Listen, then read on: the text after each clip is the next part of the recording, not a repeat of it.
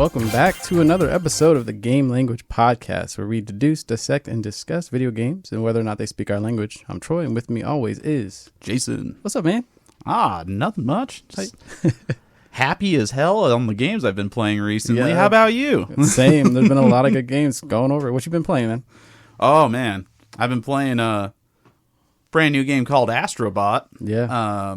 I've also been playing Black Myth Wukong and a little bit of a retro pick, but I just picked up Grand Theft Auto 4 on Steam for $5, and I was like, yeah, it still rocks. What made you go back to Grand Theft Auto 4? Just the fact it was on sale. Oh, yeah. It's because I played Max Payne 3 since the last podcast, and I beat it, and I loved it. I remember how much I loved it, and I was like, yeah, Rockstar was on some shit in the 360 era, so yeah. I saw that on sale for $5.99. I was like, let's go back to peak. GTA 4 was the last GTA I remember beating. Yeah, Nico still rocks. The writing still stands up. Although, watch out if you're sensitive to language, though. That they are not PC. What about you? What you been playing? Been playing a lot of Warhammer Space Marine 2. It's consuming my entire identity. For the Emperor? For the Emperor. I'm his angel. No. But that's been a lot of fun. Been like just diving into the PvP in that game. Still trying to figure out if it's good or bad, but so far it's satisfying. So I do like that. I've been playing Final Fantasy VII Rebirth, chipping away at that as much as I can. That game has like really good music. Like, yes. Really good. And not just good music, but good dynamic music. Yeah. Yeah. So that makes the game feel really alive. I really like that one. But yeah, those are the two main games I'd say I'd be playing right now. Yeah. Awesome. I'm going to say those are all really fun games. But speaking of gaming, let's find out what's going on in the world of gaming with our 3 bites of news stories. It's time for Byte Sized News, people. First bit of news is actually a bit of a downer. Concord, the Sony first-party multiplayer game, has shut down after only 13 days on the market. Jeez. Which is a new record for a game's like being live. That is the shortest I think a game has been on market for a live service. We only found out about this game, was it this year or last year's? It was this year, in May. Yeah. Yeah, it really confuses me because I feel like people wanted this type of thing. Mm-hmm. It just happened to be in a package they didn't like. Mm-hmm. But like people have always said, I don't want microtransactions in my like live service games. And it's like, here's a $40 game that's not going to do loot boxes. It's not going to do that. And it's just like, and there's not even a battle pass. And people are like, yeah, I skip. And it's like, also, you didn't know about it for 6 years, like other games where you have to just sit there and painfully wait. They told you about it 3 months ago. Yeah. And it came out. Like, that's what I always want from a game is like, don't tell me just so I can just like get it. Mm-hmm. But yeah, it turns out most people don't feel that way. Yeah, no, I hear that. I think that with that game, I don't know if there were a lot of betas or anything that came out ahead of time, but maybe telling us about this game a year or two ago, having a few different betas for people to test things out and give feedback could have been better, because you never want to see a game come out and then immediately get closed down. Yeah, no, like this game was in development, like full development for 4 years, but it had been in pre-production since like for 6 years. So this is a really expensive game that just failed. Like 150 people worked on this, and I'm extremely worried for Firewalk Studio. Yeah. Because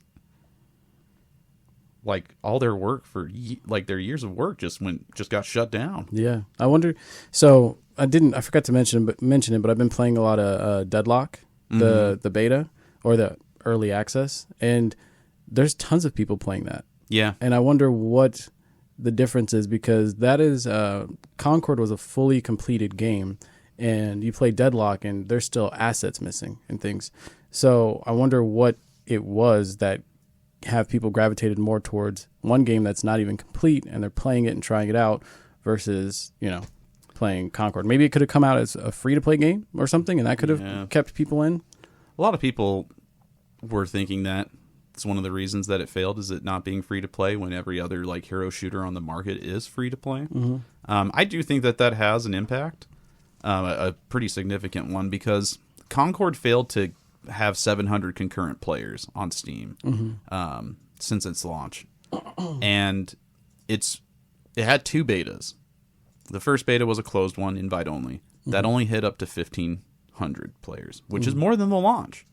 The open beta, while still not great numbers, was up to 2,300.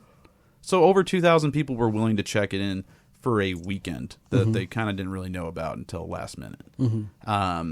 I think if Concord did what you said, where it was like betas and like taking feedback and adjusting it, making it free to play, I actually think it would have had a better leg to stand on. But, you know, they did stick to their like core. I guess that's the problem, is their stubbornness to stick to the core that they wanted, which is they didn't want to have a free-to-play game that was full of microtransactions and stuff. And it's like, I think you're kind of in the wrong genre for that. Yeah. Unfortunately, I think they should have done it, or just made it like maybe like a 4-player adventure game or something like that. That could have, because I think the characters and the vibe, albeit very Guardians of the Galaxy, I feel like the characters could have, you know, given time, grown to characters that people liked and, you know, wanted to identify as. I'd say that for a couple of them. Yeah. I will be honest. I agree with a lot of the sentiment that the character design was, for most of the cast, pretty atrocious in my eyes. I think that was like a huge low point for it, is that I was like, dude, I don't really like any of these guys. And like, I like half of Overwatch, like immediately off rip. And Concord didn't give that energy, unfortunately, for me. The other thing, though, the reason why I wanted to put this on the news segment is this was also like not only was it unprecedented because it was only 13 days on the market, but this is Sony refunded everyone. But like, not just on PlayStation, on Steam, on Epic, and also Walmart and Target. Like they've recalled the game essentially. Like it won't exist. It's already had. As soon as this podcast, as we're recording, it is dead. It died as of midnight this morning. Wow. So it's crazy. But on to brighter news. So we'll talk about this a little bit later. Some good sales figures from two games that came out. Black Myth Wukong. I know we said last week it was at 10 million. Well, this week it's at 18 million. Dang. That is kind of unheard of, for it to almost double its sales in less than a month. That actually kind of blows my mind that it did that.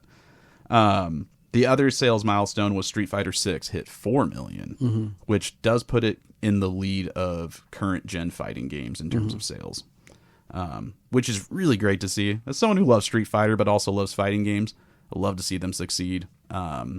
Hearing this after Guilty Gear just hit 3 million is just, the FGC's winning. And when did they come out with those numbers for Street Fighter? Just a few days ago. It's less than a week.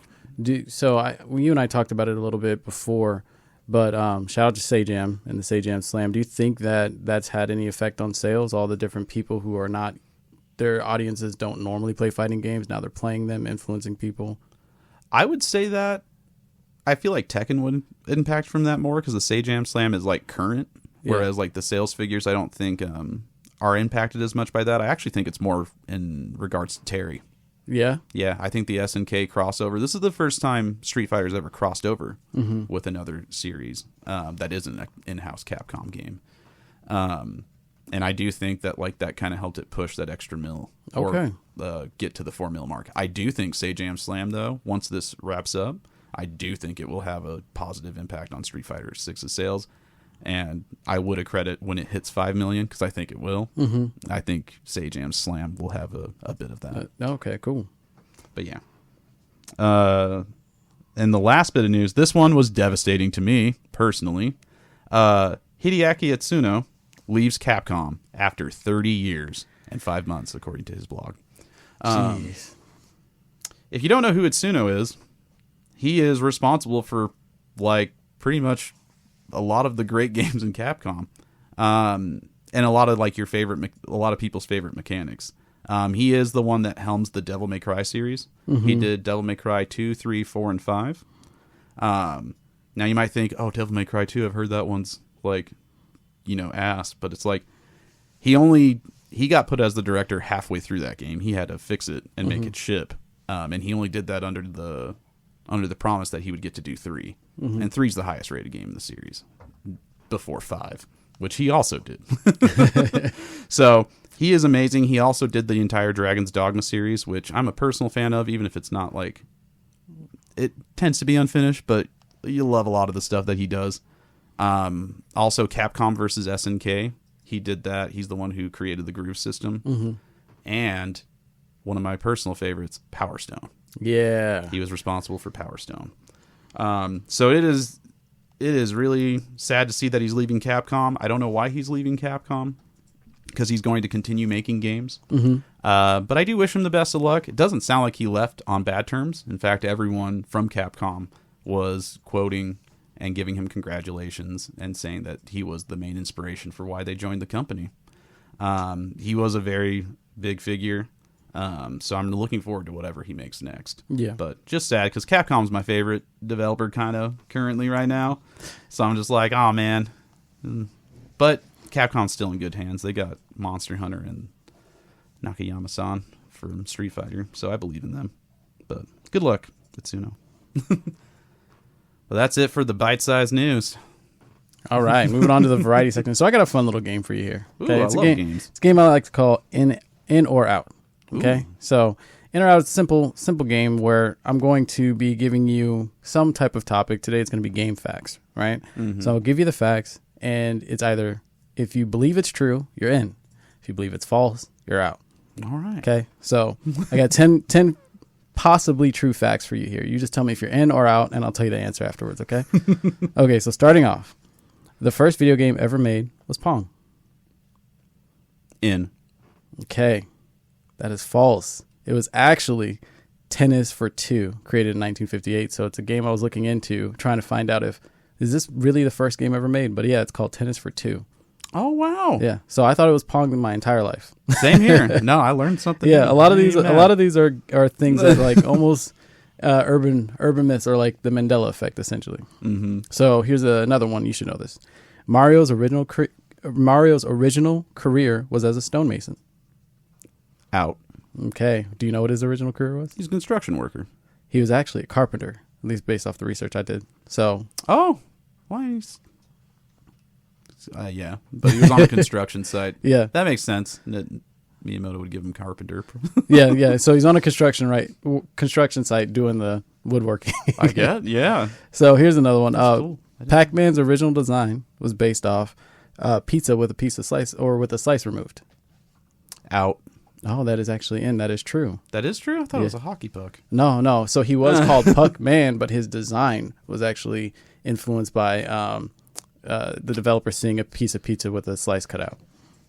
You are so right. Actually, I watched I don't know why I didn't know that. Now that you said it, the image of him looking at the pizza, because I watched like a video on Pac-Man a year or two ago on YouTube, some like retrospective essay, and I remember him like looking at a pizza. Yeah, yeah, that's Pac-Man. That's Pac-Man. Oh my god. Yeah, that's cool.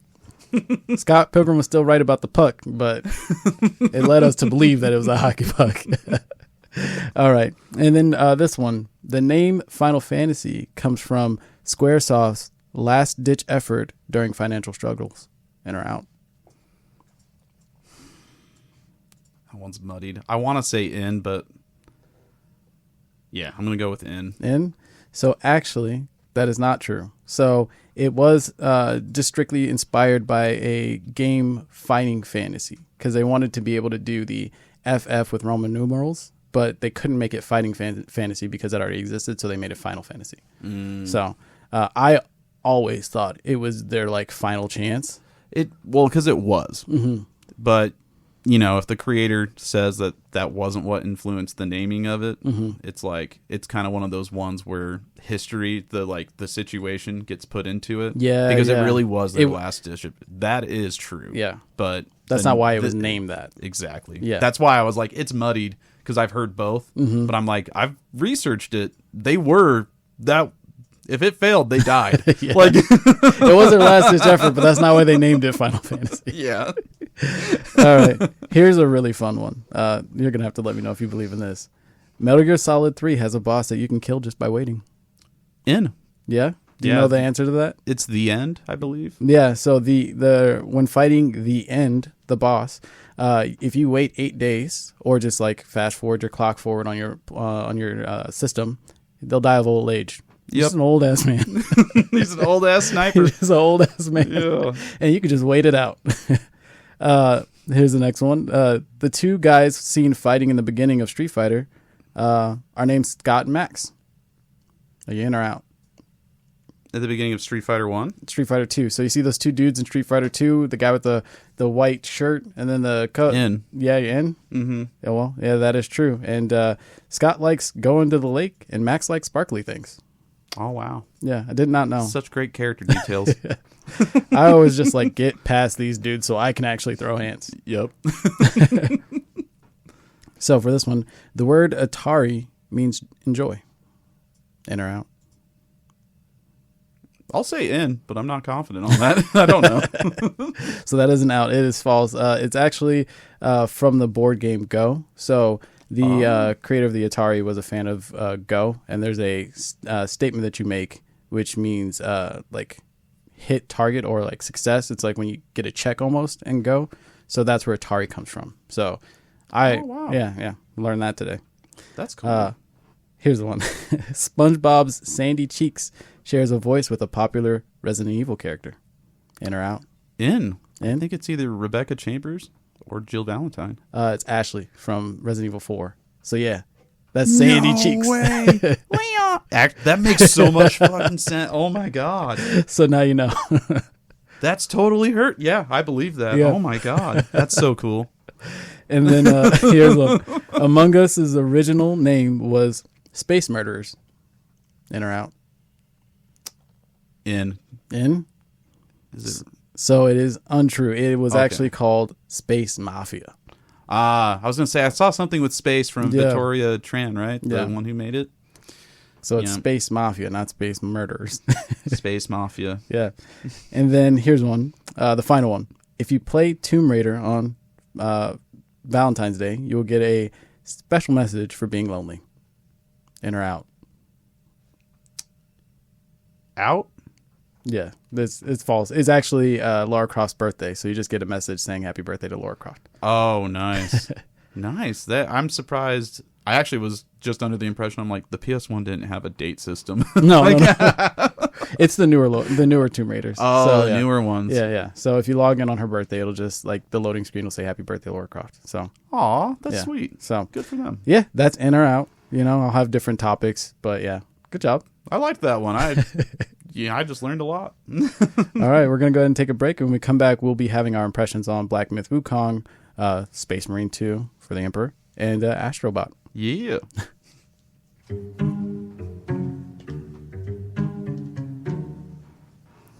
And we're back.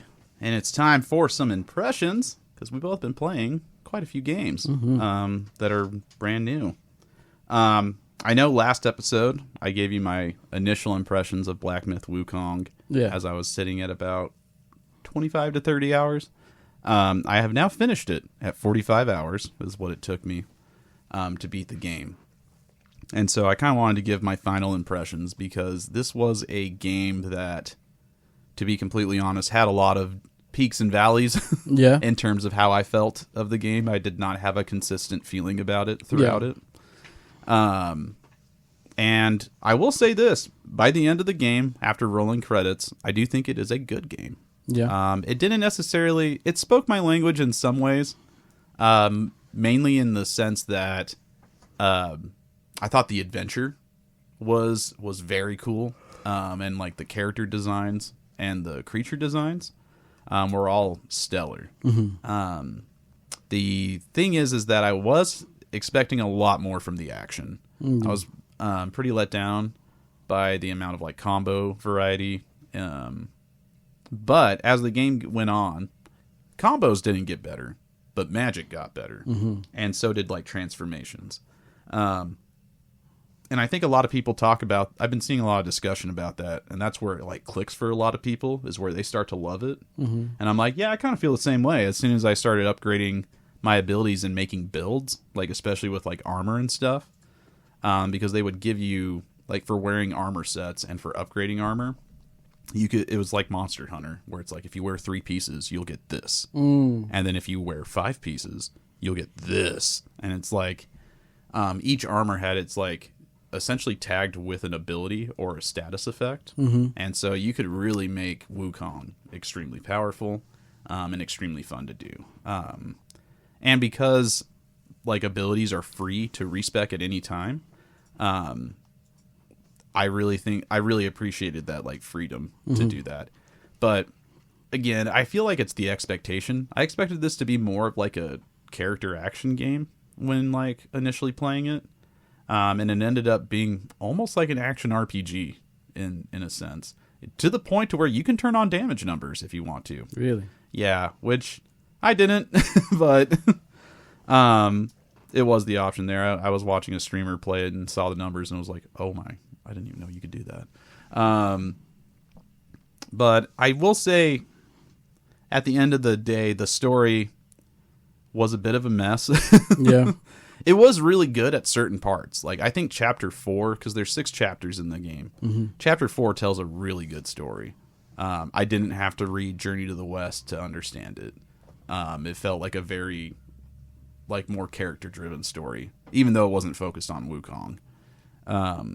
But by the end, I know I didn't get the true ending. There's, like, 5 hidden bosses. I only got a handful of them. So I don't know what that does to the ending, but the ending I got was kind of meh. Just kind of made me feel like my journey was okay. So maybe the true ending will change that. I am going to take a break though, because once I rolled credits and beat that last boss, I was like, I'm good for a minute. How was the spectacle of the last boss?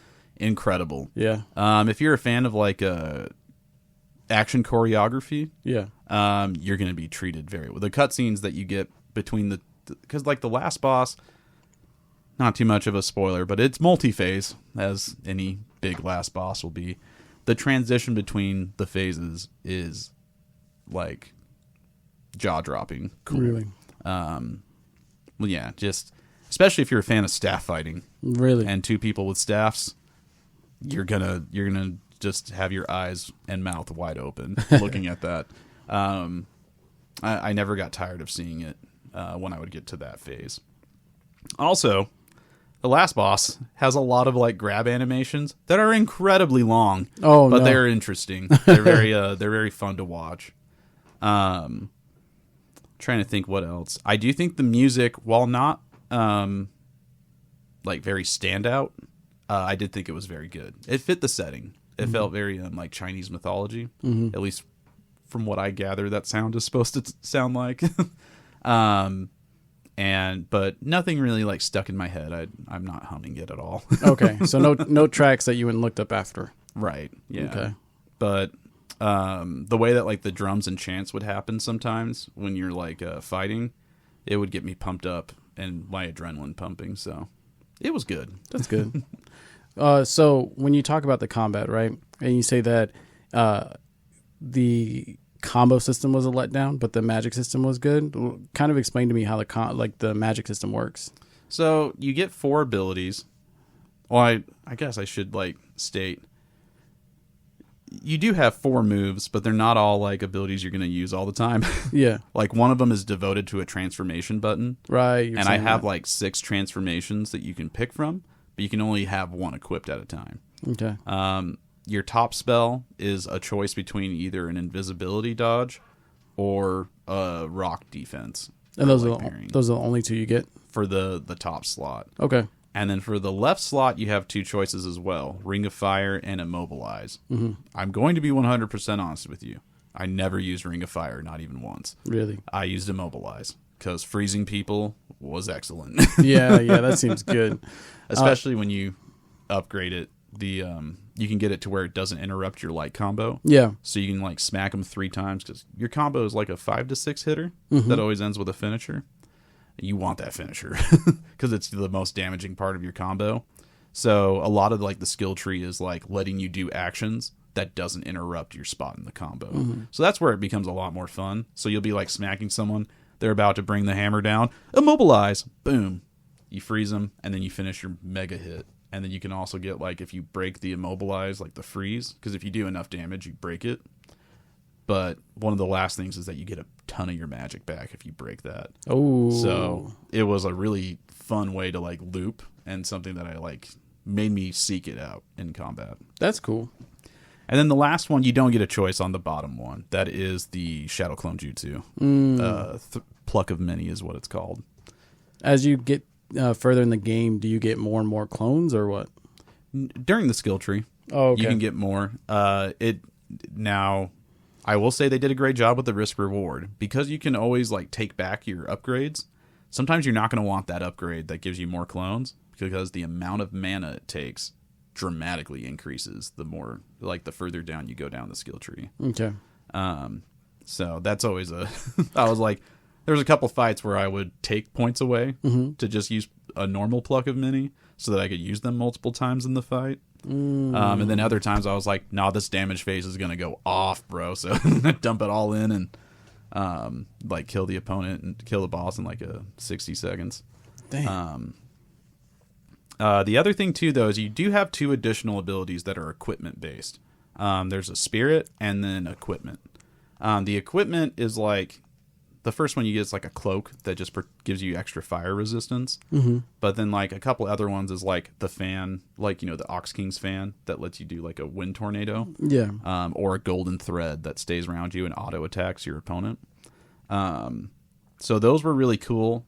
I will say the equipment didn't impact combat as much. It just felt like a little bit of extra flavor. The spirits, though, definitely change gameplay because they also give you a buff. Like a passive buff, depending on which one you equip. And each spirit can be upgraded itself, so it's an entire like resource and equipment management. But like one of the ones I used was the big baby head. Yeah, I've seen that on stream a couple times. Yeah, that one's awesome because it gives you essentially a free damage phase if you hit the opponent with it. Oh, do they get like stunned? They get it's a knockdown if wow. they get hit with that. The other thing though is that equipping that spirit makes your defense significantly increase. You live a long time if you have that one equipped. Okay. But then there was another one that I used that was like the Mountain Pursuer or something. But it was great because it would come back quicker than the big head, but it also gave me a higher critical chance. So like I would be like hitting an opponent and then I'd just see chunk. Oh, like, the crit. Yeah, I'm like, oh, that's my guy helping me out. Thanks, buddy.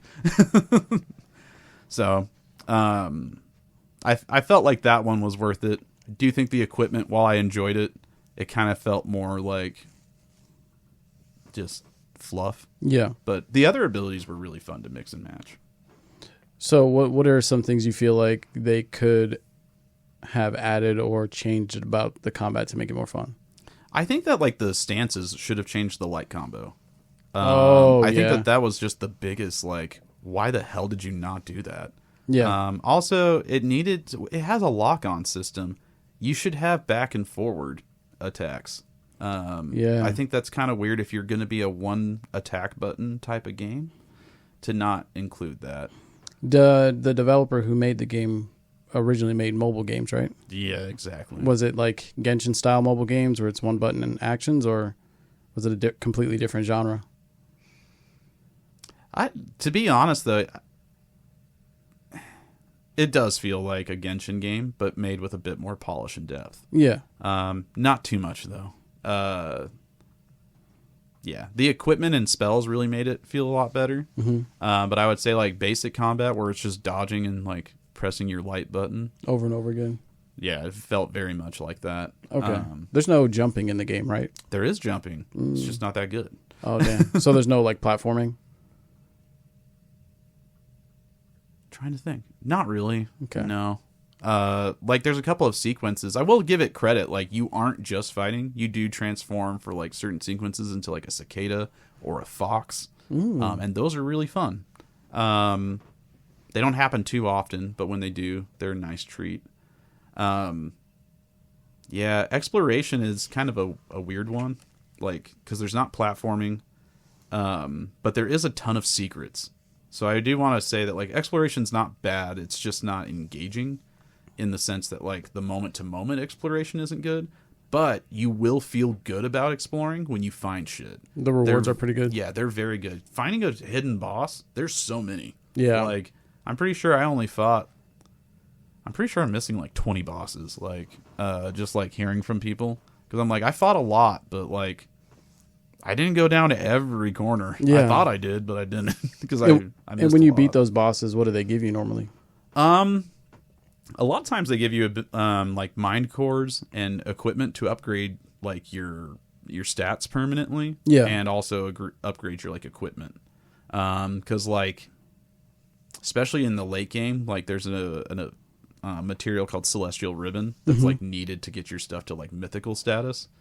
That stuff really kind of seems to only be given to you by beating like late game bosses. And so, like, if you can find some hidden ones, which I found quite a few, I was like, oh, thank God, because I leveled up quite a bit of my equipment.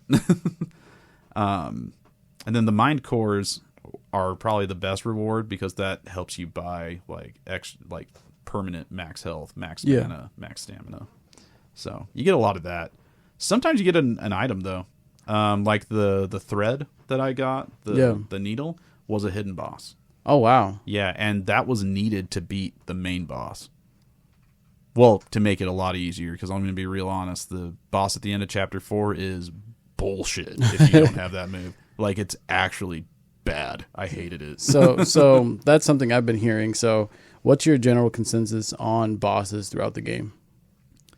So they're really excellently designed in the sense of, like, how they look. It's a bit of a mixed bag, though, in terms of quality of their, like, actual gameplay. Yeah. Some bosses, like, they look cool. They have 3 moves, and you're just like, oh, this is easy. Yeah. It's too easy or too boring. I think my biggest criticism of the bosses, though, because, like, I don't mind when you have, like, 96 bosses that there's a couple that are just, like, 3-hitters. The ones that I hate are the sponges. This is a game where you're going to mash square a lot. Yeah. And people have health that is just stupid high. Like, even if you're pounding, like, the attack enhancement stuff, it still just feels like you're doing... So it becomes a war of attrition. Yeah. And that, a lot of times, wasn't satisfying. Yeah. There's, like, a lot of times where I beat a boss with, like, no drinks left, barely any health. And instead of feeling like, wow, I got him, it was more like...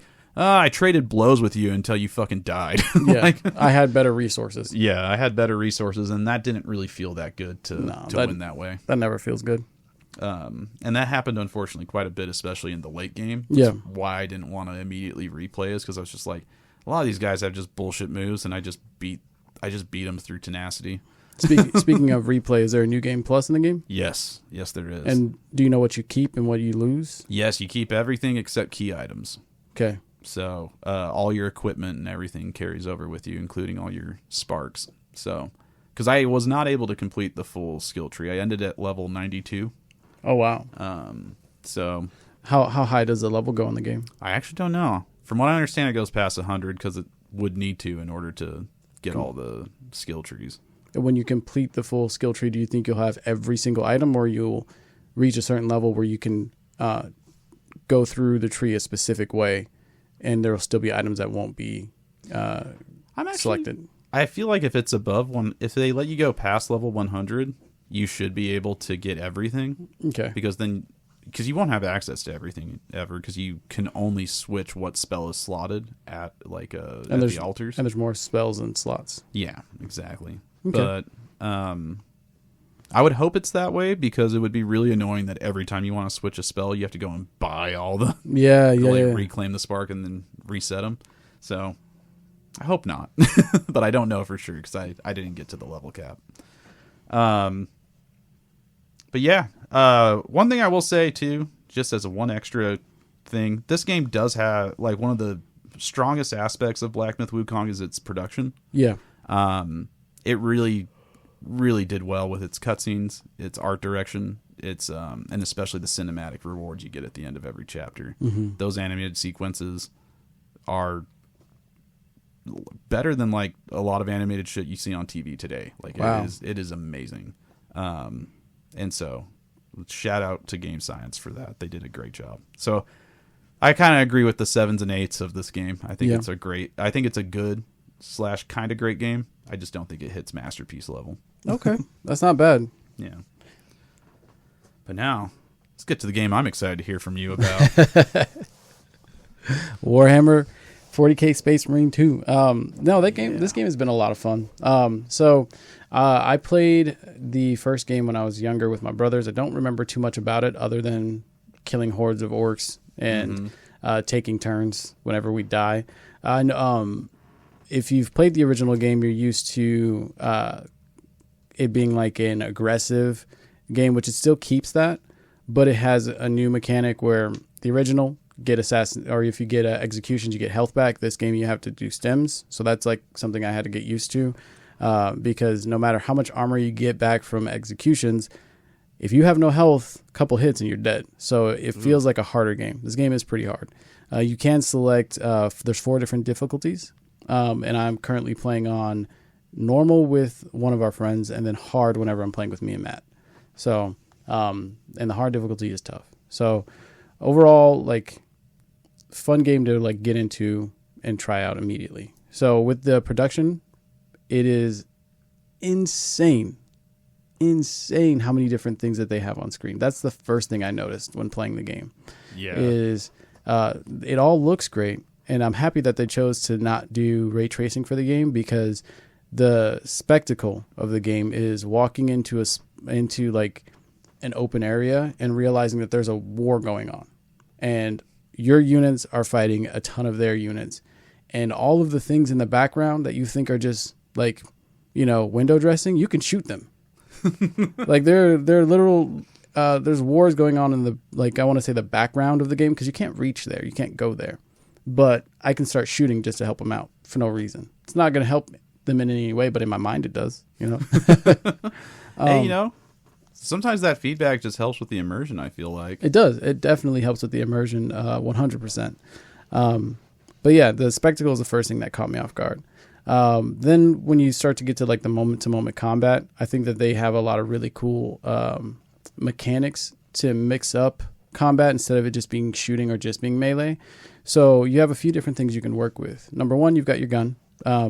You have 2 guns, a primary and a secondary. Now, in the story mode, because there's 3 different modes, you have story, PvP, and then like operations. Mm-hmm. Story mode, you can use any gun, any weapon, any combination. Oh. Yeah. Operations, you have specific classes that can use certain things. Like, for example, one class can't use primaries, but they can use a hammer that nobody else can use. Well, when you play the main campaign, you can use a primary and use that hammer. So, yeah, it's kind of unfortunate. I wish that they didn't do the classes, because playing a Space Marine how you want to play them is really satisfying. And then it's unfortunate that you go and you play these other modes and then you feel very limited, like very limited. So, So I will say that that's a little bit of a negative that we'll get into. But yeah, you have the 3 different modes. So in story mode, you have from your different weapons, you have your gun, you have your melee weapon that you can choose. There's a power sword that's really cool. The power sword has the ability to go from you have like a combo string where you can just do straight up single target attacks.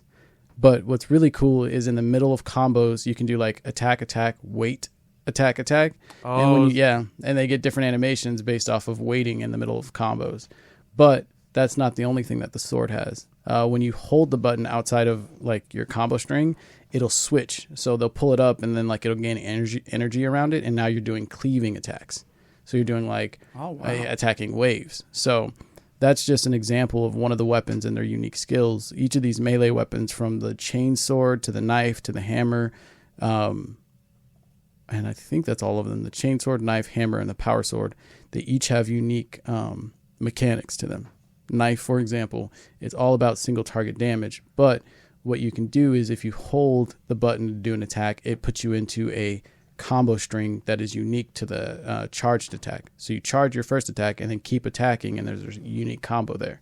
When you play the chainsword, after every single attack, if you hold your next attack, there's a unique animation. So you attack once, hold it, you do a boot. Attack twice, hold it, you do a shoulder check. Attack 3 times and hold it, and you do a ground pound that hits everybody around you. So you have to think carefully about what combo strings you're doing. That is really cool that they got that in depth with combat with all the different weapons. Yeah. And then your final tool that you can use in the campaign is your super ability. So when you play the operations or PvP, each class has a special technique that they can use. But the story, I believe, is trying to get you to utilize all of those items, in the different chapters. So we've gotten to use a jetpack, which is unique to one of the classes. We've gotten to use the 3 characters that you start off with. Each have one. One has a AoE attack. The other character has the sonar, which is unique to one of the classes. And then the main character has a rage mode. But I think that's really cool that when you're playing with your friends, each of you have a different super to utilize. You know, you're not all the exact same person. Yeah. And that was probably one of my biggest surprises to this campaign is that it's very story driven. Yeah, that wasn't what I was expecting. Yeah, I expected to just play levels and then just having people talk in the background, and maybe get a cutscene here and there. There's a cutscene pretty much after every time you complete a section in a stage that leads to a cutscene at the end of the chapter that you're playing. And I'm learning more and more about the lore and the intimate relationships between Titus and all the Space Marines and what they think of him based off of his past actions and how they've been misinterpreted and things like that. So it's they cared about the story, at least from what I'm receiving. I'd like to see people who are big fans of the Warhammer universe and how they feel like the story is represented in this game. But me as an outsider with very limited knowledge, never played the tabletop, played Space Marine 2 and have played Total War Warhammer, it feels like the lore just feels intact, and I'm getting a really close-up view of a character story. So that's me excited I haven't really played 40K, but I'm going to be playing this game come Monday. So I think by the end of when you play this game, by the end of the story, I think you'll be a Titus fan. I can already tell I'll be a Titus fan just from what I've seen of what you've played. I'm just like, yeah, that guy looks cool. No, he not only does he look cool, he's just a good soldier. He's just a good soldier he's got a mission. That mission is to defeat chaos, and he does not care. Chaos. Yeah. I didn't realize Strangers of Paradise was entering the chat. Yeah. But yeah, that's like a little bit of a rundown of the experience in story mode. But yeah, you have the PvP, which I've been playing a lot. When you go into PvP, there's currently, I don't know if I've seen all the maps, but I think there's only like 3 or 4 maps. Okay. Unfortunately, these other 2 modes are pretty bare bones currently, but I like where they're starting. So you have a couple of game modes. You have straight up elimination, where you guys go around killing each other. They have another mode that I actually like, where you go and you capture a point, right? When you capture the point, if you and an enemy are on the point, then it considers it contested, and there's a timer that's constantly counting down. That will count down no matter if it's contested, the enemy team has captured it, or you have captured it. But what you want to do is capture the point, and when you do, while it's counting down, each second it's counting down, you're gaining points. So you have to run you have to run up to this place, fight each other for this point, and try to hold on to it for as long as you can so that you can keep getting points. So it's just the most amount of seconds having a point captured is what you guys are going for, up to 200, right? Do you get points for contesting? No, when you're contesting, nobody gets points. Okay. So like if you guys are at a standstill, the game is just going to take forever. But I like that. I like that a lot, actually. I like that. I believe there is a timer overall, but yeah.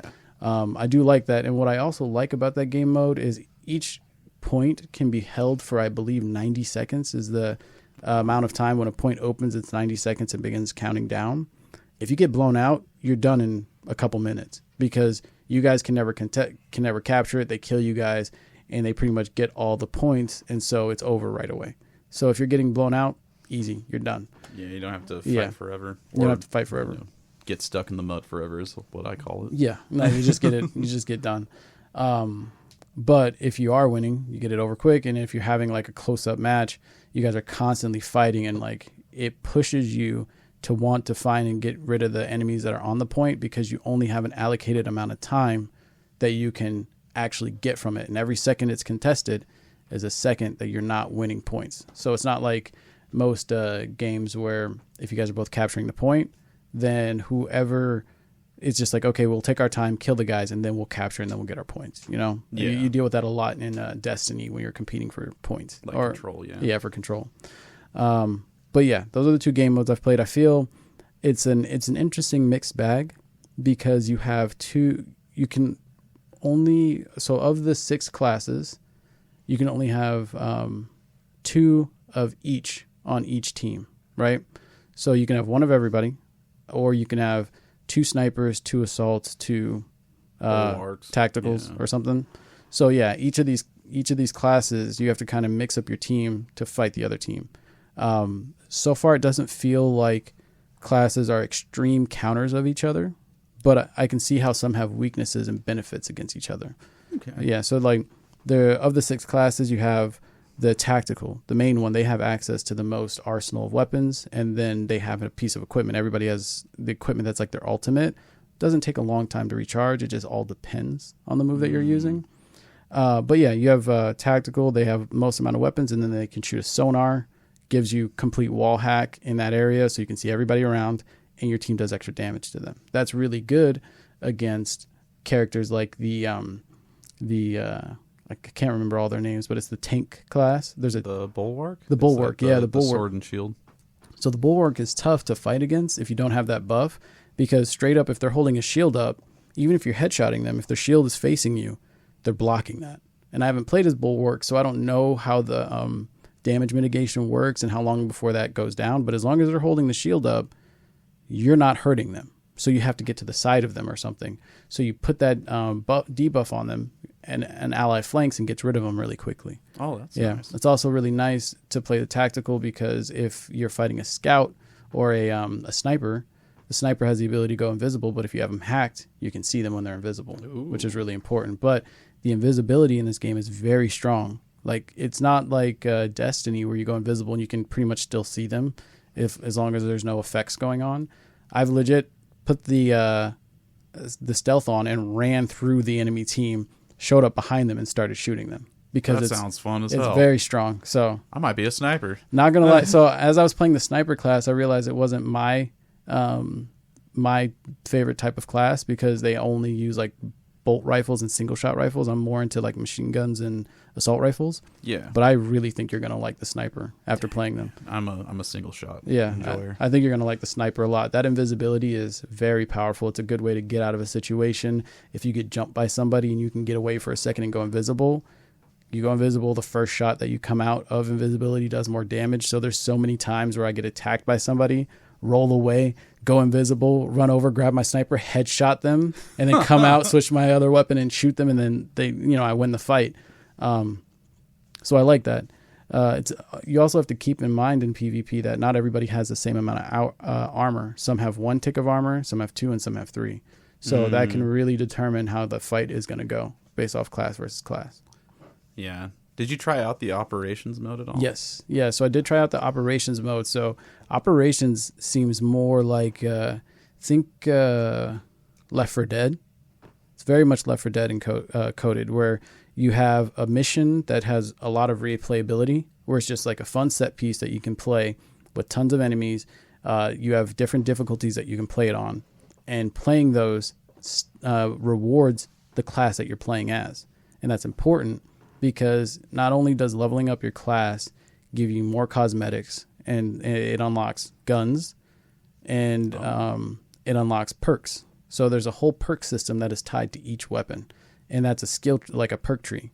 And so you want to be leveling up those perks, because you can get something as good as on the sniper, where 25% of the shot you do to somebody who's shielded still damages them.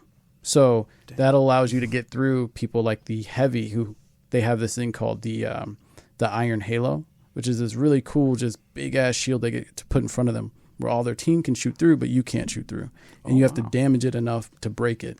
But you put that buff on the sniper, and then now you're still damaging the heavy while shooting them. So, and this also works for enemy types.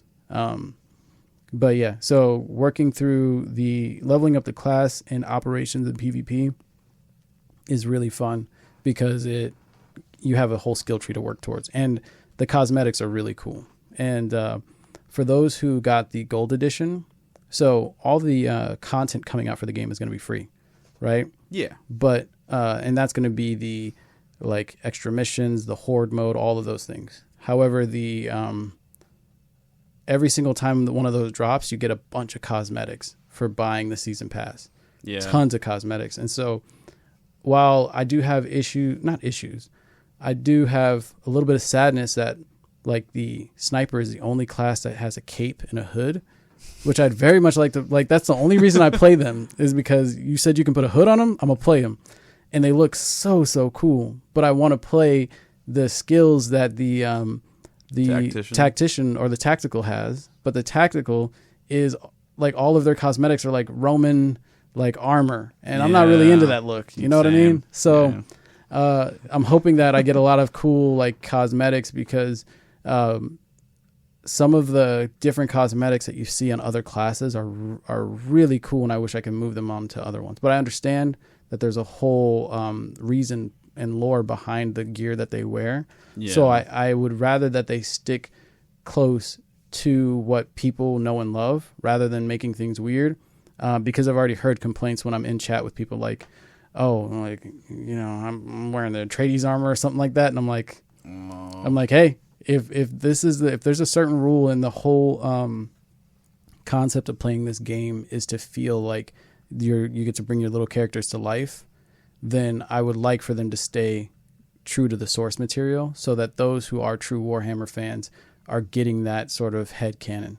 Because playing with my friend Tigo, he is a Warhammer player and painter of his figures, and hearing his excitement about like, oh yeah, this is what my little guys be doing. Like that, I love that. And I want that for the Warhammer fans. And I kind of hope that this game is a game that sort of eases me into the Warhammer lore, into the universe, and maybe gets me to start playing the tabletop games, kind of like how Baldur's Gate 3 did for those who don't play D&D. Yeah. So far, love the game. Some of the gripes I have is that I do think that it's bare bones. Not bare bones. I would say that it is a lot less extra content outside of story than I thought. Hopefully that they'll continue to add content, and I'm excited to see where the roadmap holds. The horde mode is going to be a big deal because I don't know how much replayability these are going to have down the road. I mean, even playing with friends, I've heard the comment, if I'm playing this game 6 months from now, which I hope that I am playing this game 6 months from now because I paid $100 to play it early, you know? So that's it. That's just it. I just need more content so that I feel like once I'm done with story, I'm still going to be playing the game, because I don't think you get any rewards from story. So at least I haven't. Any chapter that's been completed, I haven't gotten any rewards for. So pretty much you just be replaying it for fun. Yeah. I mean, in fairness, though, at least the campaign sounds engaging enough that the experience should be worth playing it. Yeah, no, the campaign is cool. It does not have, like, there was a moment where you think you're going to have, like, a tank mission, but you don't get it. It's just like a fade to black, and then, you're out of the tank. And so I think there was a missed opportunity there. But we'll see. Still have a lot more Terminids to kill in different exciting ways. They constantly are bringing out different skills and items from the multitude of classes for you to play and mix and match in the story mode. So I'm going to have a lot of fun doing that. I do hope that there's some rewards to entice replayability, because that's probably the most fun way to play the Marines in this game is in story, because you don't have limitations. Yeah, I hope that there's rewards for completion, because there's got to be a good incentive to make it to where you would replay it with your friends who haven't. Yeah. Because otherwise they're going to be like, I'm just playing it just to play it. Yeah. And why not play operations? Because, then you get XP. Yeah, there's one thing I want to say about Operations. Like the last thing I want to say about the game is I think it's very cool, and this isn't a spoiler, but you would think that you're just playing like random missions from the story, which you kind of are, but what you're doing is you're playing the missions from the other side of these units that you're meeting. So you'll meet the units in the story, and they'll have a conversation with you, and it's like, hey, play the Operations missions to see how things went on their end. And so that's cool. That I was upset at first that I couldn't customize my Marine underneath the armor, but if the caveat for that is that each of these characters has some type of actual tangibility in the world, then I'll accept it. And I do like that. Yeah. Oh, that's awesome. I really can't wait to play this game. It's a good game. It's a good game. Yeah. I hope that once you've like completed it, love to hear your thoughts on the overall package. But it sounds like, I mean, it does sound a little bare bones, but knowing that they're going to update it, it sounds like there's enough content as long as they keep adding it. There's enough groundwork there for it to be really good. Yeah. I hate to use, I feel like I shouldn't have used the word bare bones.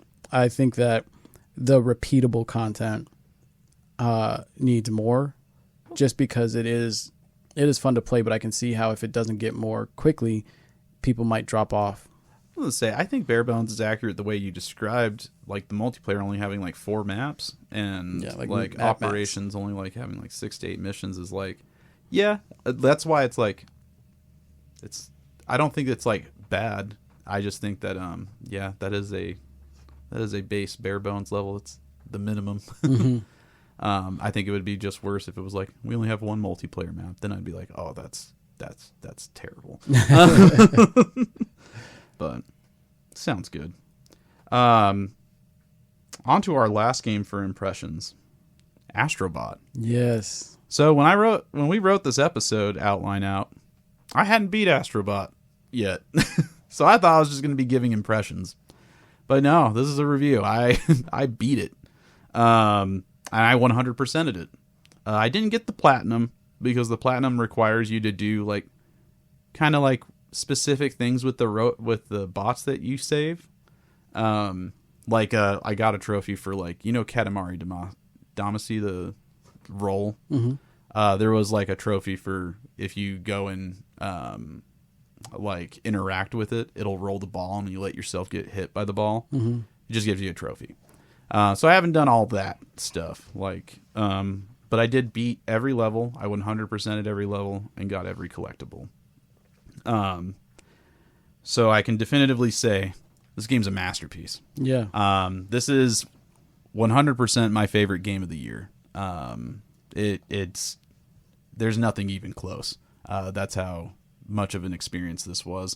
So if you don't know what Astro Bot is, it is a 3D platformer.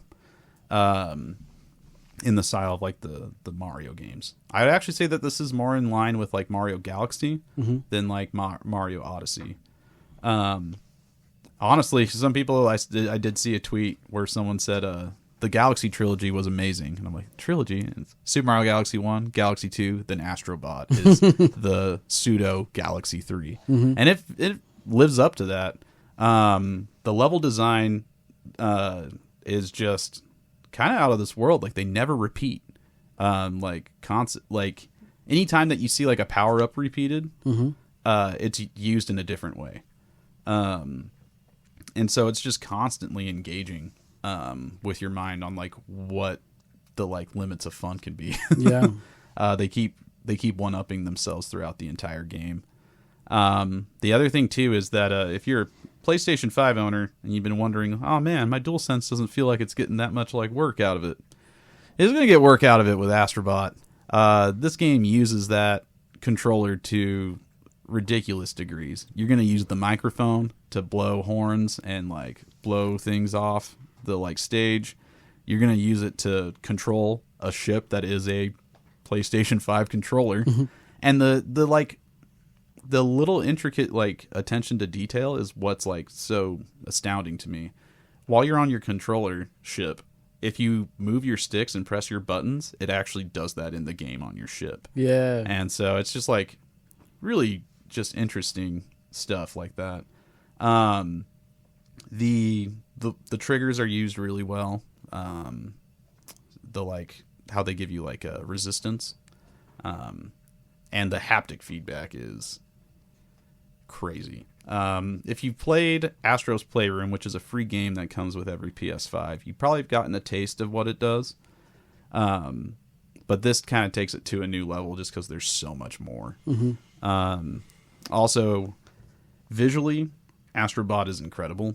It runs at 4K, 60 FPS, and it's a looker. A lot of the graphics and like stuff you see on screen is just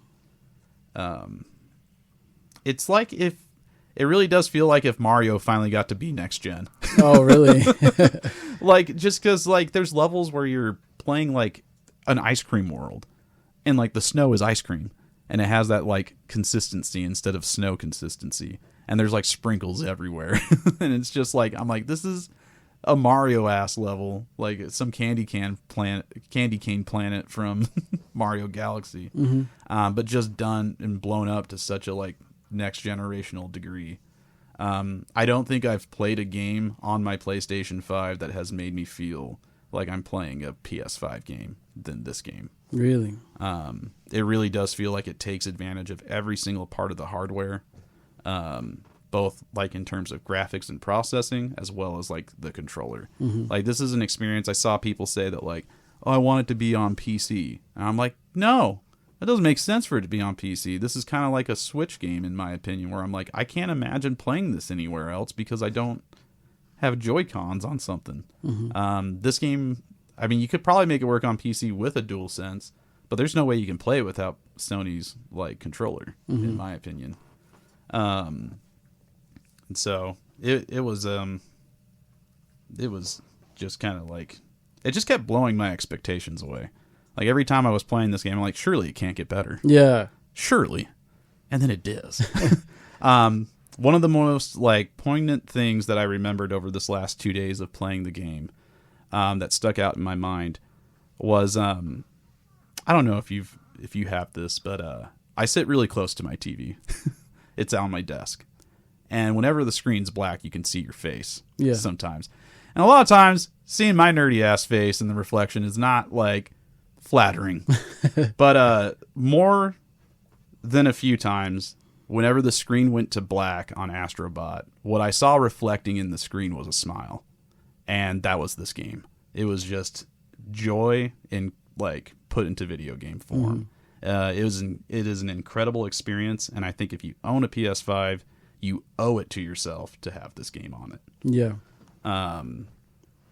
Yeah, and like, I don't even want to spoil any like surprises or anything. Like, the game really just will continue to impress you.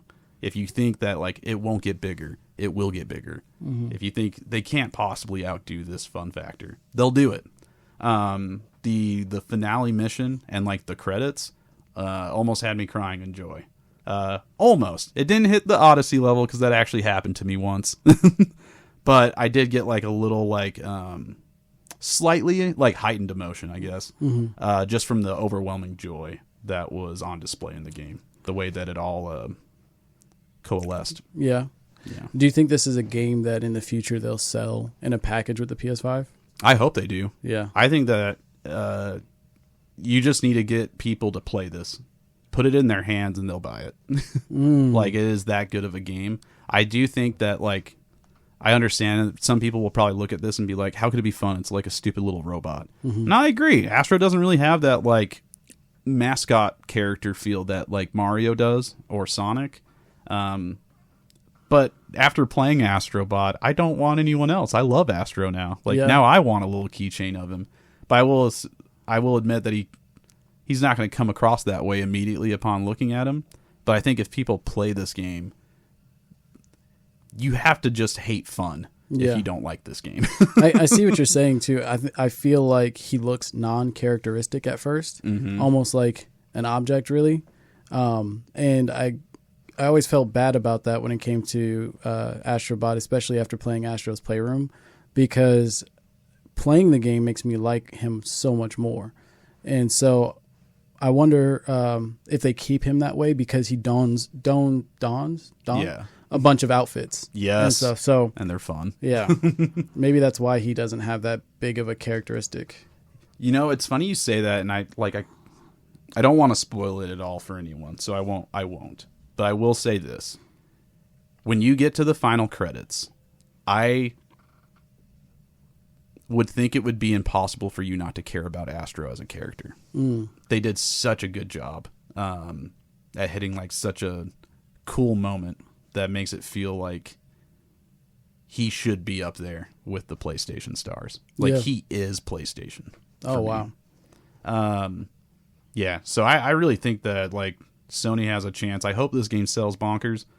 If it doesn't, get it into people's hands somehow with a demo and make them play it. Because then you'll get the sales. Because I just can't imagine anyone playing this game and thinking, "Wow, this is the joy of video games." They really like it. Like just so I don't get too much on a soapbox of just praising this game. If I did have any criticisms, I will say the difficulty's not there. Just to kind of get that out of the way, it is a very easy game. I 100%ed it in 15 hours. It is only $60, so it's not a $70 game. I do think it's worth $70 personally. But I could see if people kind of want the dollar per hour feel. I think you could get 60 hours out of this game because that's how good the replayability is. I think anytime you need a serotonin boost in your life, turn this game on and you'll have a good time. But I do think that like new and engaging content, it's not going to last, the 60 hours. So take with that what you will.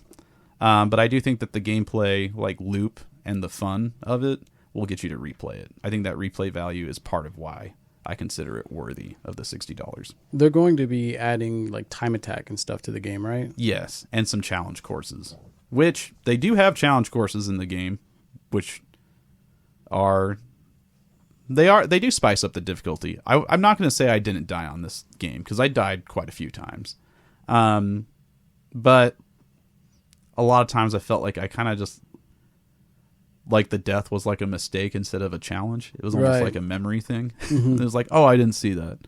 Oh, I got hit by some like off-screen like orb that hit me.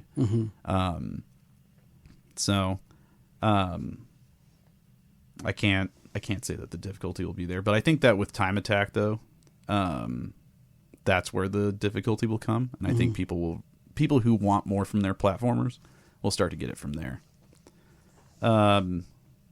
On top of that, another absolutely excellent thing about Astro Bot is the music. Really? The music is so good. So good. One, it's very like electronic and catchy. But every world, there's only a few repeating themes, which I found, because there's over 80 levels. But I thought it was kind of crazy that like it felt like there was like at least 70 tracks. Like it was very good. Wow. I felt like I was listening to a new song all the time. The big standouts though had to be the hero levels. So every world ends with a hero level, and the heroes are, you team up with a PlayStation mascot essentially, such as like, just to use one that you've seen in a trailer, just because I don't want to spoil the others, God of War. You get to do a bot of war, Ragnabot. That's fun. And it is such a good level, not only just like in gameplay, but also the music. So they do the God of War theme, right? But they mix it with Astro's theme. And so like instead of getting the they're like so be for the name of the team that made the game. Oh, that's funny. And so like they have like weird like electronic words in their songs that are just like stuff that's like I am Astro Bot, like just stuff like that. And yeah, if you're a fan of like PlayStation franchises, you're gonna get hit with like really good feels. Yeah. Every character gets like just tons of Easter eggs. It is. Anytime I see Ape Escape, I get happy. Oh, you're gonna be eating real well with this game.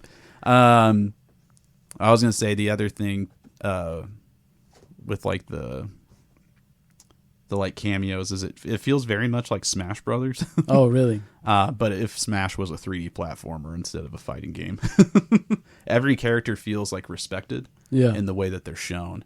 A lot of times when you find like a PlayStation mascot, that's not one of the ones that you'll play as, they'll still be in a place that makes sense for their character to be there. Yeah. Like I found like a Bloodborne character in a Halloween level that looked like Yharnam was in the distance. Yeah, that's perfect. And so having stuff like Jack and Daxter, I found them in like a place where I'm like, yeah, Power Stone would be there. Yeah. Or a Power Cell. Yeah. So just really good. Also, surprisingly, combat was fun in the like bosses and stuff. And enemy variety was really good. There was a lot of enemies that like you didn't just press square to beat them. Like there is a lot of enemies. There's minions. There's Goombas that you just punch. But there's like certain enemies that you have to hold and charge and do the spin to kill, or else you'll never beat them. Also, you have to like use your laser, your double jump, which is like a laser, to kill certain enemies because you can't touch them or you'll die. And then that's not even counting all the different abilities you get that open up combat, such as like the boxing gloves and like monkey symbols, like the clapping monkey to like stun them so that you can hit them. Lots of cool stuff, just tons of great ideas. It feels like a studio just was like, what about this? Yeah, we can make that work. And they just did. Yeah. But that's about all I got to say about Astro Bot, other than just it's amazing. Play it. Yeah, I cannot wait to play it. I'll be playing it very soon. Yeah, and then make sure don't play it with headphones. Just as like a PSA, it uses the speaker on the controller. So if you have headsets on, it won't use the microphone or won't play it through the controller speaker. And I'm gonna be real, I think that enhances it a lot. Yeah. So you want the full PlayStation 5 experience when playing that? Okay. Yeah. All right, that's it for their impressions. Sorry they were so long, but we got our last boss, the topic of this episode. So we started with the news story that Concord got shut down after just 13 days on the market. And it really hit me. And so I wanted to ask these questions to you and I to discuss. But what are key reasons to you that a game fails? So let's start there, because I got 3 questions. So we'll start with that first question. What are some key reasons you do think a game fails? Key reasons? So I think that if I had to put it into 3 reasons, let's hope I can actually do this. Number 1 is marketing. I think marketing is a big deal. You could have a game that is a pretty bad game, but you could probably get a lot of good sales if you market it properly. You can lie to people if you want. Look at No Man's Sky. You know what I mean? Now you're going to get a lot of refunds now in this current age, but I feel like back in the day you could just tell people it's going to be some type of game and then they go and buy it. So I think marketing is a big deal. You should really think about what type of things you're going to be doing and how the current environment is to try and capture their attention. Moving on to my next one is the current environment. What are people into? If people have a certain thing that they really want or like, then I think that will affect whether or not your game does well. For example, I think that Black Myth Wukong came out in a really good era where a lot of people are gamers and a lot of people are streamers. I've seen so many people streaming Black Myth Wukong because there was a lot of buzz around it. And I think that helps. A lot of people are playing the game because a lot of people that are watching are playing the game. So marketing the environment, and I also think that just overall not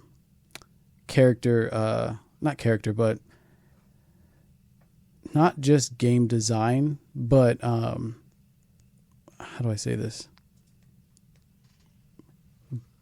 Maybe gripping game design. I don't know the right phrase for it, but you can make a really great game and it might fail, or you can make a really crap game and it might succeed just because there's a game loop or something that everybody likes. So whatever your game loop is or whatever is gripping your players is important to determine whether or not a game will fail. A lot of people call Overwatch like trash, but people are still playing a ton of Overwatch. I think that despite its model, the gameplay that's in the game, the characters, the way that they feel, the abilities, the way that they're animated, all of that is still tantalizing enough that people want to keep playing it. So I think that those are three things I would consider very important things. Now, there's a multitude of things that cause a game to fail, but I think those three are really important. Yeah, I would say if I'm sticking to like three, like you, I would actually agree marketing is one of them. I think that how people see your game, how it's sold, like because marketing is your sales pitch. And it's hard to market your game in 15 to 30 seconds because that's what an ad's going to do. How are you going to advertise a 60-hour experience in that short a time frame that gets people to want to spend the money? So I do think that that's incredibly important, unfortunately, because I don't really like that marketing's that important to a game. And magnitude of marketing. If you're constantly having it in people's faces all the time, they're going to go ahead and buy it eventually because it's always there. Look at a Clash of, what was it? There's like a game where it's like a Raid Shadow Legends. Raid Shadow Legends. So many people play it because it's just always in your face. You always see it. It eventually will work and make you look at it. Yeah. And then that's where I think the second key thing is a gameplay hook. Mm-hmm. I do think that is more, because unfortunately, as much as I love game design and I do think it should be the most important factor or a key factor to a game's success, it's not. It's the loop. Yeah. It's the loop, because you can have dog shit levels, but as long as your game's fun to play, people don't care. Yeah. Well, they'll care, but not enough to not stop to stop playing. Look at Among Us. I'm not going to say that is not a bad game whatsoever, but I think it's the loop that people are addicted to. Yeah, the social loop of being able to lie to your friends and have fun with it. Yeah. Like that. It's whodunit in space, and that's cool. Yeah, and even if they have a bad map or two, because I don't know if they do, so I don't want to say that, but if they were to have a bad map, I don't think it would ruin the player base because they were like, well, I still like lying to my friends and killing them. Mm-hmm. Like, it's... the other thing I will say that I think a key reason is, as superficial as us humans are, I think visual appeal is one of, like, what you were saying is like the grip. I was like, for me, that's visual. I think like one of the main reasons Concord failed is that like that initial impression was like, I don't care for any of those characters at all. And that was the response online. Cause that's not, I don't think that the market follows Jason Flynn's like personal tastes. Mm-hmm. They don't. Otherwise we'd have a lot more platformers and character action games. But when I went and looked at the reaction to Concord, because I was like, man, this just feels like Thrift Store Guardians of the Galaxy. Everyone had the exact same thought, except for they were like, it's Thrift Store, but not in a good way. Mm-hmm. Like they were like, I'm not getting attached to this character because he's like Star-Lord. Yeah. I actually don't like this character because he's like Star-Lord. And I think visual appeal is a smart way to put it, because graphically, Concord is a very good-looking game. Yes. But the visual appeal of the characters wasn't there. You know, it's a really good-looking trash can, but it's still a trash can, you know? And one character does look like a very high-rendered trash can. Yeah. Which I just find baffling to put forward, because, like, again, I'm with you there where I'm like, Concord, these graphics are incredible. Like, the way that the characters move on screen, I'm just like, the hair physics and stuff, I'd be happy as hell if half my games looked this good. But then I look at the character designs and I'm like, I would not want to play any of those characters for more than 15 seconds. I hate this. So I do think visual appeal, unfortunately, has a rather large factor into why a game fails. But now we just talked about those three key factors. And I do think that actually most of those are in control of a developer. But what factors do you feel are out of control for developers that leads to failure? Budget is one I would say. Budget? Yeah, depending on... So you can't expect developers to not only make the game, but completely fund the game. That's why you have to go to like GoFundMe. Publishers. Yeah, publishers and stuff are for. And how much money they make from the community to put towards their game can also help determine whether or not it's going to fail. So... I think with enough money, all of the visions and all of the vision that you have, the revisions that you need to make for employees, the talent that you need to hire to make the game good, and the advice that you can get from other people, all of that can be controlled by money. So if you don't have the budget or the publisher to give you the budget, you can't really make what your vision is, or like refine your vision so that it's properly, it's a good package for the current audience. Yeah. I was going to say, on top of that, too, I do think sometimes with the budget, that comes with a bit of a lock, a chain to the developers. Because in getting that money from people, you are expected to follow the requests of the people who give that money. Yeah. There's a lot of times where I see game developers that get like a big budget from something, and then they just make like asinine decisions, and you're like, why would you do that? And it's like, well, we had to. Yeah. And it's like, why? Because some dude in the big executive suite was like, hey, I need you to make more money. I saw this thing that said that you should be charging this and doing this kind of like microtransactions or this type of like setup. And then they have to build the game design around that, which, as much as people may not be willing to admit, it immensely affects the gameplay loop, the gameplay experience and design. Also, to piggyback on that, release date. You can get pushed to release an unfinished game because based off of what you agreed upon and the date that they stated you needed to release it, not being able to foresee whatever type of issues you might have with what your vision was and having to course correct, because you need to make your release date, all of those things can affect it. We look at games like Baldur's Gate 3, which had as much time as they wanted to give it, and it comes out, and this isn't always the case. Not every game comes out or gets all the time that they want, comes out, and it's perfect. But I use Baldur's Gate 3 as like they did not compromise on their vision very much, and they made the game that they wanted and they loved, and regardless of how much it sold, the game was successful because they took their time to make everything that they wanted to happen in that game. Yeah. And that's another one, too, though, is that they were funded a lot by players. Yeah. And so they made their feedback according to what the players, the people that were paying, instead of like some out-of-touch executive giving them money and saying, this is what I think they'll like. No, they heard it from everyone who was in early access being like, we love this. We hate this. Please keep making it and make it good. And they did. Very, very much. I also do think release date as another factor. People, I know you need to make your money, but I wish some companies would talk to each other. Yeah. Because I know it's out of their control because it's marketing, and like especially like with manufacturing, you have to like, those are things I just don't understand, and I know aren't in their control. That's why I'm saying it in part of this question, and I'm just like, it's not good, Horizon, every year to come out a week before Zelda. I'm sorry, or Elden Ring. Just don't do it. Move the date. But they already had like those CDs getting printed well before Elden Ring set a date, so that's not really fair. It's not really, yeah. Some type of like, if you can't communicate, having somebody like, obviously you can't do like insider knowledge, that kind of thing, but having somebody committed to understanding when things are coming out, expected like video game drops, like what's the word? I guess market knowledge. I'm not sure. I'll think of the correct term. But having somebody who's focused on making sure that they understand that the game is coming out in its most optimal time would be a good person to have on the team. And they might already do. And just because there's no communication between the different developers and everybody wants to keep their stuff close to the chest because no leaks, you don't want any leaks on when your games will come out.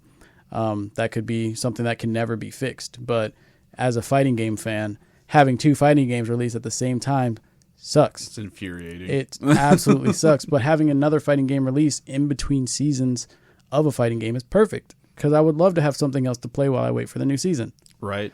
Yeah. I actually fully agree with that. So that leads up to this last question, which is an easier one. How much is success in the video game industry up to luck? So, my opinion, just like pretty much anything, any type of product is sold, it all depends on what the market is feeling, what the people are into. There are certain tried and true things based off of your pedigree. For example, Call of Duty has established a certain pedigree, and while they might rise, they might fall, they kind of always seem to have the funding that they need to release what is their current vision of Call of Duty. I think that luck is a big factor based off of how do I say this? Luck will determine the life of the franchise. So say a game comes out and it's a hit, right? It's an absolute hit, like Baldur's Gate is a hit. You know, I hate to use the same example, but I'm not smart enough to think of a bunch of them. Because of how good Larian did with Baldur's Gate, I do think that luck is going to be less of a factor going forward for their games, unless they start to do bad, like worse and worse and worse. But also, you can have a game that constantly comes out and has middling reception because of people just not being into that type of game. So luck it's not like it is a variable that can be affected by the previous sales and the current market and what people are into very heavily. And it's just like something that's almost can't be quantified unless you have a really huge pedigree and like a history of really good games. Or I actually agree. I think luck, just like what you're saying, I think established franchises don't really rely on luck. Yeah. Like Mario's going to come out with a game and it's going to sell. Yeah, Pokemon. It's Mario and Pokemon and Call of Duty, EA Sports, FC, the old what FIFA got turned into. Still ended up selling really well. Why? People love soccer games. But they don't like other soccer games because they sell terribly. That's one thing I do think. I think luck is the highest variable for new IP. Yeah. I think games like Concord, which is brand new, doesn't have anything established. It needed to do. I think like you can't rely on luck if you're trying to chase a trend, and you don't have that establishment. If I'm being real honest, I think you have to have pedigree. Like Blizzard had pedigree with Overwatch. Like whenever Blizzard comes out with something new, they have an install base. I'm like, Concord was brand new and you decided to tackle giants that are doing it better and you asked more of people. And you did it in such a short amount of time. Yes. You needed to do similarly to Deadlock. You needed to build the game with the community so that you already had a player base and reduced your risk. Yeah. It was just too big of a gamble. Yeah. It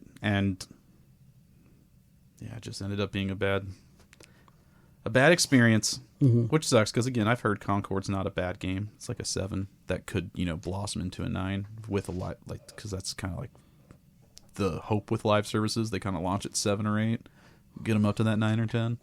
It doesn't even get that chance because decided to do things differently. But yeah, that's kind of it for our topic. This has been a good episode. Yeah, it's been fun. So now we're going to get to the closing parts of this one. I'm going to end with some video game vocab. Since I talked about Astro Bot, the word we're going to be defining today is platformer. Platformers, also called a platform game and sometimes a jump and run game, is a subgenre of action video games in which the core objective is to move the player character between points in an environment. Platform games are characterized by levels with uneven terrain and suspended platforms of varying height that require jumping and climbing to traverse. Other acrobatic maneuvers may factor into the gameplay, such as swinging from vines or grappling hooks, jumping off walls, gliding through the air, or bouncing from springboards or trampolines.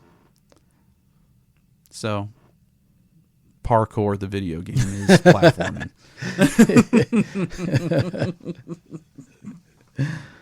Awesome. Yeah, so you say your first game you played was Mario, right? Yeah, Super Mario Brothers 3. You started off with platforming. Platforming has changed so much since then. You've got the Sonic games, you've got different action games have incorporated platforming into them nowadays. What do you think was the perfect blend of platforming with another genre? What do you think it goes best with? Ooh, if I'm being real honest, I think shooters. Yeah. I think having more high kinetic shooting games where platforming is a big, like Ratchet and Clank is a game that I think is like a perfect blend of shooting and platforming. And I wish you don't always have to do it with a like cartoon character. Like give me a gung fu game where my character is a parkour person, because like Mirror's Edge kind of did it. Yeah, but, Doom is kind of a platform shooter too. Mm-hmm. They've got springboards and all kinds of crazy stuff. Yeah, they really do. Like, I think running and gunning, I mean, because gunning's one of the simplest things to do while running in a video game. I think shooters have the perfect,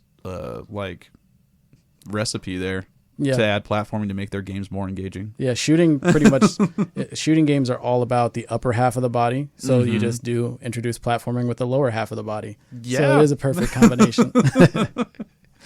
Great question. All right. What do you think? So it is time for the final credits. This is the last part of the show where we give you 30 seconds uninterrupted to say whatever your heart desires. Be it salty, sweet, or say nothing at all. The mic is yours. Tell us what's on your mind. And Jason, this is going to be you. In 3, 2, 1, go.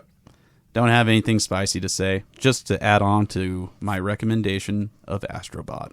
Please, please, please, if you own a PlayStation 5, buy this game. If you have a friend who's too poor to buy that game and you have the money, buy it for them. Give them sales. Asobi deserves it. They did their post today. They are a sweet team. And they did this in 3 years, you know. They're not going to make you wait a decade for the next one. Buy it. Support it. 3. Love them. 2, 1, cut.